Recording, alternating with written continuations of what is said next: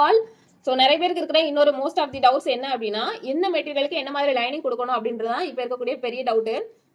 எப்போதுமே தெரிஞ்சுக்கோங்க, நம்ம என்ன மாதிரியான மெட்டீரியல், அதாவது நெட் யூஸ் பண்ணாலுமே நெட்டுக்கு கீழே பார்த்தீங்கன்னா சாட்டின் அப்படின்ற ஒரு லேயர் கொடுப்போம். அந்த சாட்டினோடவே விட்டுறக்கூடாது. அப்படி விட்டீங்கன்னா உங்களுக்கு போடுறதுக்கு கம்ஃபர்டபுளா கண்டிப்பா இருக்காது. ஸோ அதனால கண்டிப்பா நம்ம என்ன பண்ணணும், காட்டன் அப்படின்றது கம்பல்சரி.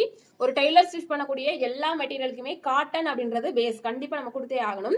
அது போக நெட்டு, ஆர்கன்ஸா கொஞ்சம் டிரான்ஸ்பரண்டா தெரியும் இல்லையா, அந்த மாதிரி மெட்டீரியலுக்கு எல்லாத்துக்குமே நம்ம என்ன பண்ணிக்கலாம், ஷைனிங் மெட்டீரியல் இருக்கு இல்லையா, ஸோ அந்த இதை வந்து நம்ம கொடுத்துக்கலாம். நிறைய பேர் வந்து இந்த கிரேப் லைனிங்லாம் யூஸ் பண்ணலாமான்னு கேட்குறீங்க. கிரேப் லைனிங் வந்து உங்களுக்கு வந்து போடுறதுக்கு கம்ஃபர்டபுளா இருக்காது. அதாவது நீங்க நம்ம ஊர்ல அடிக்கிற வேலைக்கெல்லாம் பாத்தீங்கன்னா எப்படா அந்த ட்ரெஸ் கழட்டி போடலாம் அப்படின்னு தான் தோணும். இல்ல நான் ஏசி ரூம்லயே தான் ஃபுல் அண்ட் டைம் இருக்கிறேன் அப்படின்னா நீங்க தாராளமா கிரேப் லைனிங் யூஸ் பண்ணிக்கலாம். அது வந்து கிரேப் லைனிங் அப்படின்றது நீங்க குண்டா இருக்கிறீங்க அப்படின்னா கொஞ்சம் அது வந்து ஸ்லிமா தான் காட்டும். ஒரு ட்ரெஸ் வந்து பெருசா ரொம்ப பெருசா காமிக்காது. அதுதான் ரீசன். சரியா? ஸோ வந்து டிப் பிடிச்சிருந்தா மறக்காம லைக் பண்ணிக்கோங்க. Bye bye.